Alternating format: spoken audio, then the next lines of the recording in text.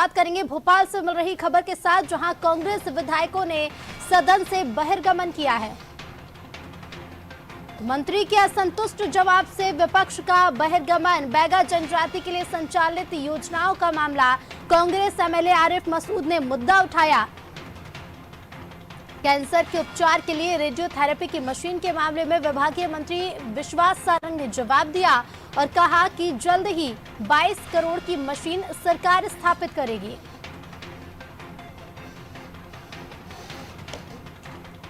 तो एमएलए विनय सक्सेना ने सदन में मुद्दा उठाया, आदिवासी छात्रवृत्ति घोटाले का मामला।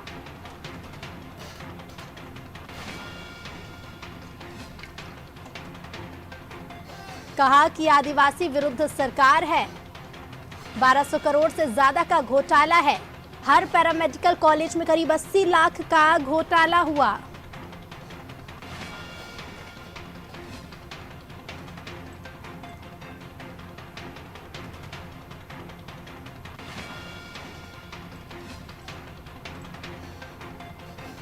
तो कांग्रेस विधायकों ने सदन से बहिर्गमन किया। मंत्री के असंतुष्ट जवाब से विपक्ष का बहिर्गमन। आज मध्य प्रदेश विधानसभा सत्र की कार्यवाही का 6वां दिन। आज कांग्रेस विधायकों ने सदन से बहिर्गमन किया बैगा जनजाति के लिए संचालित योजनाओं के मामले में।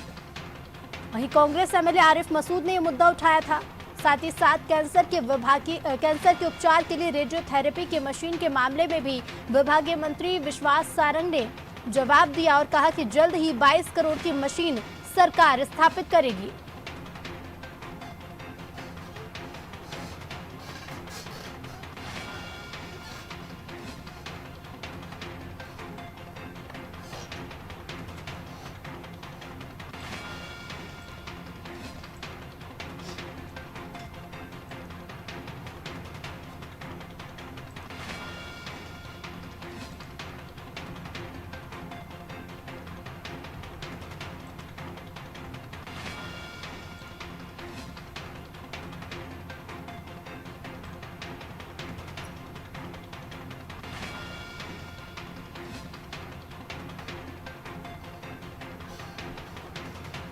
बैगा जनजाति के लिए संचालित योजनाओं का मामला भी सदन में उठा।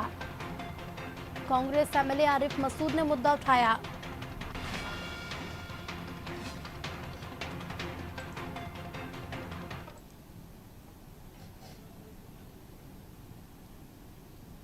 तो शराबबंदी हो या नशा मुक्ति हो, दोनों का हम समर्थन करते हैं। इसमें विशेषकर क्योंकि आज जो विशेषकर ग्रामीण क्षेत्र में जो एक प्रकार से नशा फैल रहा है वो बंद होना चाहिए है।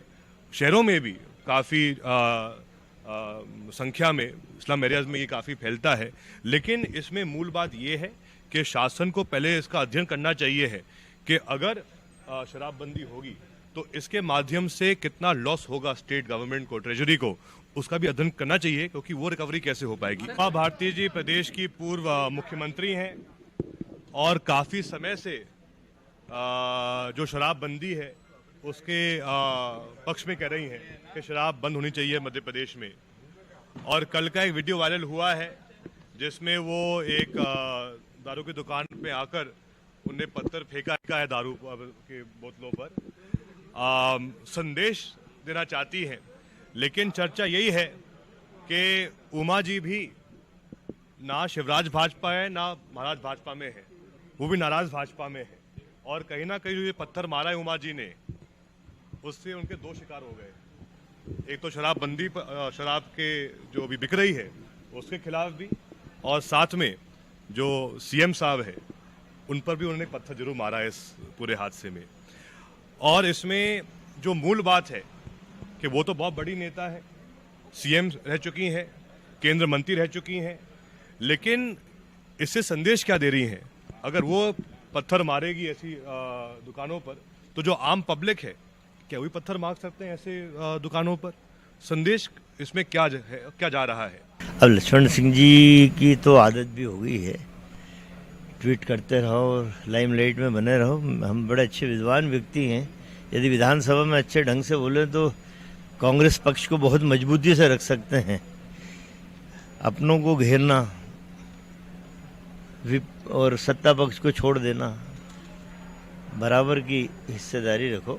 यदि हमें कांग्रेस ने जवाबदारी दी है तो सत्ता पक्ष को घेर के फिर अपने लोगों पे प्रहार करो। देखिए, ये जो शिवराज सिंह चौहान की सरकार है, ये सिर्फ राजनीति में लगी है। राजनीतिक किस्ती को कैसे पार करें, आम जनता के दुख दर्द से इसको कोई मतलब नहीं।